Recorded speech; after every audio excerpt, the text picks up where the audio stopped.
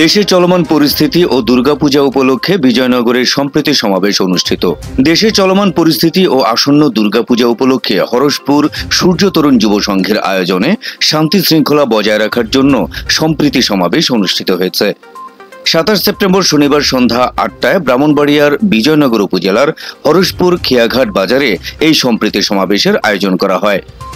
হরসপুর সূর্য তরুণ যুব সংঘের উপদেষ্টা অতীন্দ্র আচার্যের সভাপতিত্বে এতে প্রধান অতিথি হিসেবে উপস্থিত ছিলেন বিজয়নগর থানার অফিসার ইনচার্জ মোহাম্মদ শহীদুল ইসলাম, হরসপুর সূর্য তরুণ যুব সংঘের সভাপতি হুমায়ুন কবির মাস্টার, মোহাম্মদ জমির হোসেন, মোহাম্মদ হুমায়ুন কবির খান, মুফতি রেদওয়ানুল বারী সিরাজি, মোহাম্মদ হাসান উল্লাহ খান, সজীব উল্লাহ খান, বিজয় দাস, আমির হোসেন এ সময় উপস্থিত ছিলেন।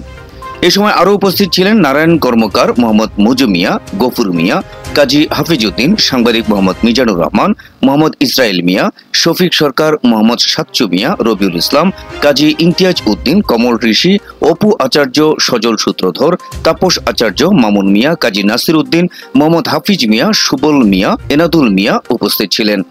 এই সময় বক্তারা হরসপুর গ্রামের মুসলিম ধর্মের মানুষের পাশাপাশি অর্ধেক হিন্দু সম্প্রদায়ের অনুসারীরা মিলেমিশে একত্রে বসবাস করার বিভিন্ন দিক তুলে ধরে আসন্ন দুর্গাপূজা সহ সবসময় সম্প্রীতি বজায় রাখার অঙ্গীকার ব্যক্ত করেন।